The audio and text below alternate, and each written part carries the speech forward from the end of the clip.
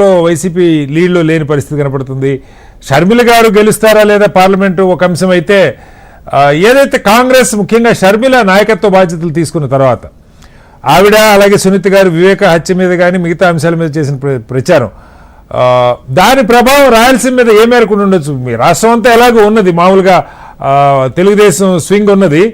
But ఇక్కడ కూడా రాయలసీమలో కంచుకోట లాంటి రాయలసీమలో, కర్నూలు కడప లాంటి జిల్లాల్లో, కడప సొంత జిల్లాలో, కడప పార్లమెంట్లో కూడా వైసీపీ కొన్ని స్థానాలకు వెనకబడ్డ పరిస్థితి కనపడుతూ ఉంది. ఏం చెప్తారు ఇంద్ర గారు? హలో ఇంద్ర గారు. హలో యా ఇంద్ర గారు చెప్పండి.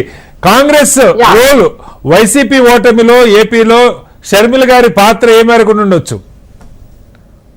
ఇప్పుడు ఒక ఇంటి కుటుంబ సభ్యురాలు సమాజానికి తెలవనటువంటి కొన్ని విషయాలు తను బయటకు వచ్చి మాట్లాడినప్పుడు బయట వ్యక్తులు ఏమనుకుంటారు ఇది నిజమైన వాస్తవం అని నమ్మేటువంటి ప్రమాదం ఉండింది.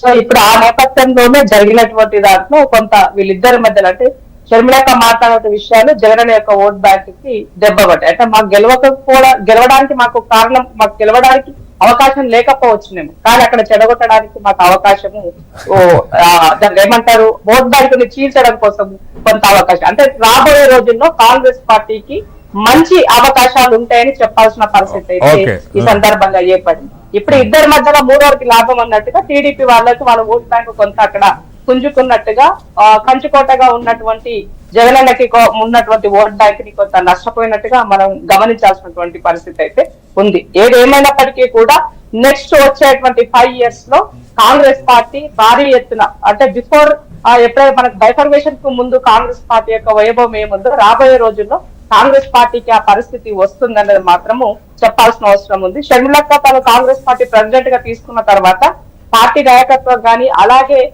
పెద్ద నాయకులు, సో వాళ్ళందరినీ కూడా అక్కడ పోటీలో ఉంచడము కూడా, సో వాళ్ళందరూ పోటీ చేయడం ద్వారా కూడా చాలా మందిలో కొంత ఆ ఓట్ బ్యాంక్ పర్సెంటేజ్ పెరిగిందని చెప్పుకోవాల్సినటువంటి అవసరం ఉన్నది. ఇక్కడ జరిగే ఇంద్ర గారు మళ్ళీ వస్తాను. మనతో వివిరావు గారు ఎన్నికల విశ్లేషకులు కూడా ఉన్నారు. వివిరావు గారు నమస్కారం.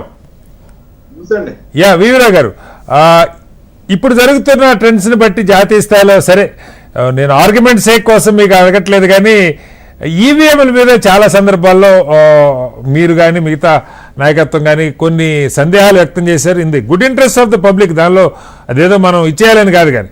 బట్ ఇప్పుడు బీజేపీ పరిస్థితి చూస్తే 240 స్థానాల్లో మాత్రమే దేశంలో ఆధిక్యంలో ఉంది. మెజార్టీ కన్నా బీజేపీ గతంతో పోల్చుకుంటే 62 సీట్లు ఇప్పటికి డౌన్లో ఉన్న పరిస్థితి మనకు కనపడుతూ ఉంది. ట్రెండ్స్ ఇండియా కూటమి పికప్ అవుతున్న పరిస్థితి కనపడుతూ ఉంది. దీన్ని బట్టి ఈవీఎంల మీద ఉన్నటువంటి మచ్చ మనం మర్చిపోవచ్చా, లేకపోతే మళ్ళీ మీ పోరాటం తప్పదా?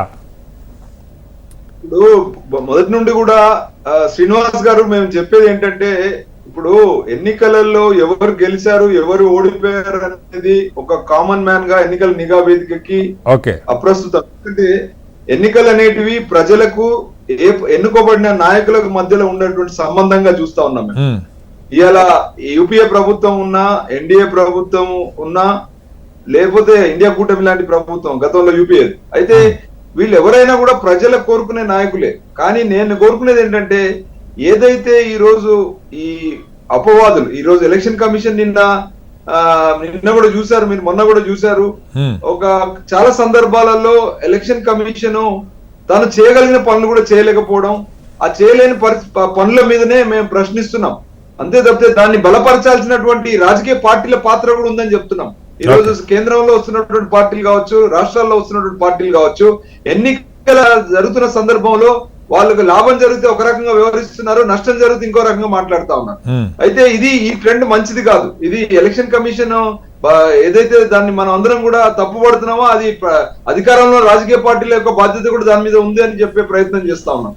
అంటే ఇవాళ ఎంతైతే రిఫార్మ్స్, ఈ రోజు ఎన్నికల కమిషన్ ముందు రిఫార్మ్స్ కావచ్చు, లేదా ఎన్నికల సందర్భంలో జరుగుతున్నటువంటి ఎలక్షన్ పిటిషన్స్ విషయంలో కావచ్చు, కోర్ట్స్ అవలంబిస్తున్న విధానంలో కావచ్చు, వీటన్నిటికీ బ్యాక్ సపోర్టింగ్ అంటే విధులు, నిధులు, స్వయం ప్రతిపత్తి అనేటువంటి అంశాల్లో పూర్తిగా బలపరచాల్సిన అవసరం ఎప్పటికీ ఉంది.